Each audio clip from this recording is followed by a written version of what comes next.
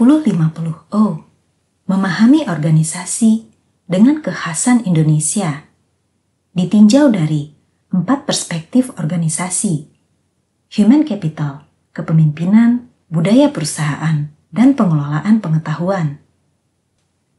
3. Managing people, human capital. Artikel 17. Semudah memindahkan gigi mobil. Leveling kompetensi dalam human capital adalah ibarat gigi persneling pada sebuah mobil. Gigi persneling atau transmisi berguna untuk mengakselerasi kecepatan, mulai dari kecepatan rendah hingga kecepatan tertinggi. Transmisi yang didesain pada mobil-mobil mewah bersifat otomatis dengan jumlah gigi 6 atau 7. Sedangkan pada kebanyakan mobil menengah ke bawah adalah transmisi manual dengan jumlah gigi 5. Lalu apa hubungannya kompetensi leveling dengan jumlah gigi mobil? Threshold dan differentiating kompetensi. Seperti halnya mobil, setiap perusahaan akan tumbuh atau bergerak dengan kecepatan tertentu. Secara garis besar, cepat atau lambatnya gerakan suatu perusahaan akan sangat bergantung pada kapabilitas dan kapasitas karyawannya. Kompetensi didefinisikan sebagai karakteristik yang melekat pada individu dan memiliki hubungan sebab akibat terhadap kinerja efektif atau superior pada satu situasi atau tugas yang diberikan. Human capital meyakini bahwa kompetensi di jajaran perusahaan sangat diperlukan sebagaimana transmisi pada mobil. Kompetensi terbagi menjadi 2 bagian besar, yakni threshold kompetensi dan differentiating kompetensi. Threshold kompetensi adalah kompetensi yang tampak dan bisa diukur atau diamati, seperti pengalaman dan pendidikan yang dimiliki karyawan. Sedangkan differentiating kompetensi tidak bisa diukur atau diamati dengan seketika, karena differentiating kompetensi biasanya muncul sebagai representasi dari motif yang mengendap pada diri karyawan, dan biasanya berlangsung sangat lama. Misalnya, aspek pencapaian prestasi atau achievement orientation, aspek mempengaruhi orang lain atau impact and influence, dan lain-lain. Sehingga, seandainya differentiating kompetensi tersebut dipotret, maka sifatnya barulah dugaan semata. Pengukuran kompetensi. Pengukuran kompetensi terdiri dari 2 macam cara. Cara yang mudah adalah dengan menggunakan assessment center. Di dalam assessment center, terdapat berbagai macam alat atau inventory yang digunakan untuk menguji seberapa besar tingkatan kompetensi yang dimiliki oleh karyawan. Sedangkan, jika pengukuran kompetensi dilakukan tersistem, misalnya pada sistem kerja di dalam organisasi, maka kelengkapan kerja seperti kurikulum, instruksi kerja, serta prosedur yang jelas dibutuhkan. Meskipun sifatnya menjadi sangat administratif atau memerlukan banyak kertas kerja dan formulir, namun kelengkapan arsip-arsip inilah yang menjadi evidence atau bukti bahwa karyawan tersebut telah menjalankan setiap level tersebut dengan baik dan memenuhi sasaran pencapaian level kompetensi yang dibutuhkan oleh perusahaan. Semakin tinggi level jabatan seseorang, tentunya akan semakin tinggi level kompetensi yang dibutuhkan oleh perusahaan. Posisi tersebut menuntut karyawan agar dapat memperlihatkan performa yang lebih terhadap kompleksitas, risiko, serta berbagai tantangan pada pekerjaan. Sebagai ilustrasi, terdapat 5 level kompetensi diilustrasikan sebagai berikut. Tabel 5. Level kompetensi. Level 0. Definisi tidak ada atau terbatas. Kompetensi tidak diharapkan muncul. Level 1. Pemula. Memperlihatkan sedikit apresiasi dan sensitivitas dari perilaku yang diinginkan. Level 2. Pengembangan. Memperlihatkan perilaku jarang dan tidak konsisten ketika diharapkan.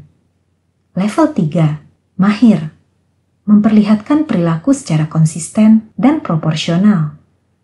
Level 4. Menguasai. Memperlihatkan apresiasi yang lebih baik dan perilaku relatif bervariasi sesuai dengan yang diharapkan. Level 5. Ahli.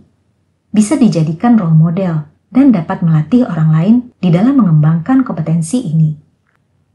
Proses identifikasi kompetensi karyawan kemudian dilakukan karena pada proses ini perusahaan dapat mengetahui seberapa besar kompetensi karyawan. Lebih lanjut, jika dikaitkan dengan kompetensi modeling, diharapkan seberapa besar pemenuhan karyawan tersebut terhadap kompetensi model yang ditetapkan oleh perusahaan. Setelah proses identifikasi diselesaikan, maka tahapan berikutnya adalah proses validasi kompetensi. Tujuannya adalah untuk mengetahui apakah pada dasarnya kompetensi yang dimiliki oleh karyawan tersebut sesuai dengan yang dibutuhkan oleh pekerjaan secara umum. Terdapat 3 kemungkinan yang didapat dari hasil validasi kompetensi tersebut. 1. Jika kompetensi yang dimiliki karyawan lebih tinggi bobotnya dibandingkan yang dibutuhkan oleh pekerjaan, maka karyawan tersebut memiliki potensi untuk berkembang atau dipromosikan ke jabatan yang lebih tinggi. 2. Sedangkan jika kompetensi yang dimiliki karyawan sama bobotnya dengan yang dibutuhkan oleh pekerjaan, maka karyawan tersebut telah menunjukkan performa terbaik untuk pekerjaan tersebut. 3. Sedangkan jika kompetensi yang dimiliki karyawan lebih rendah bobotnya dibandingkan dibutuhkan oleh pekerjaan, maka karyawan tersebut membutuhkan pengembangan lebih lanjut atau karyawan tersebut merupakan masalah bagi perusahaan tersebut. Semakin teliti leveling yang dilakukan perusahaan terhadap karyawan, maka akan semakin akurat gambaran peta kekuatan serta kapasitas karyawan tersebut dilihat secara orang per orang terhadap tuntutan pekerjaan.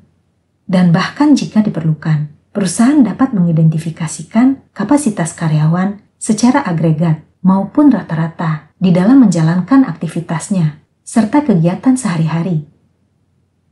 Seringkali setelah proses identifikasi dan validasi ini dijalankan, pekerjaan selanjutnya menjadi momok bagi kebanyakan divisi SDM, yakni mengumumkan hasil asesmen seseorang atau skenario terburuknya adalah menurunkan pangkat seseorang.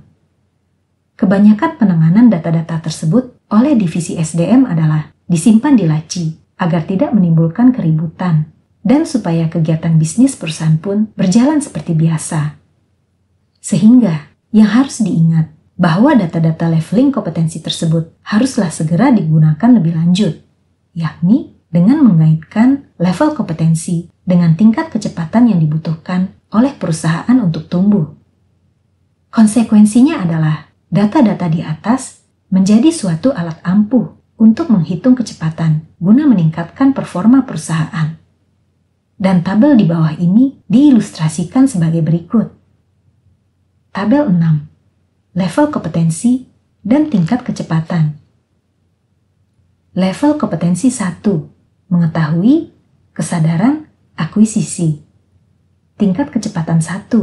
Mengembangkan ide, konsep, dan wawasan.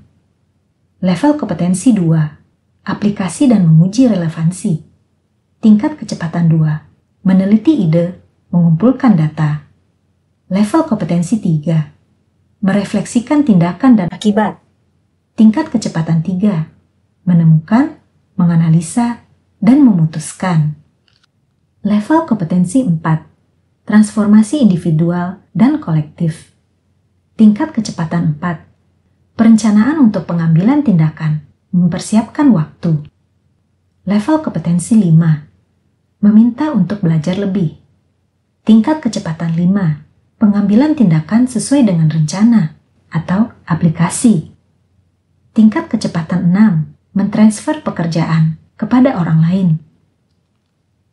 Sehingga pada suatu saat nanti, ketika perusahaan dihadapkan pada tantangan yang menuntut para karyawan untuk memiliki kecepatan atau performa yang meningkat, maka semudah menggerakkan transmisi mobil, perusahaan dengan sendirinya akan dapat mengukur seberapa besar kompleksitas pekerjaan dapat dibebankan kepada karyawannya, serta sekaligus menurunkan personil-personil yang tepat untuk mengerjakan pekerjaan tersebut, dan seberapa cepat gerakan ke arah yang diinginkan perusahaan, setidaknya telah diprediksi sebelumnya oleh manajemen.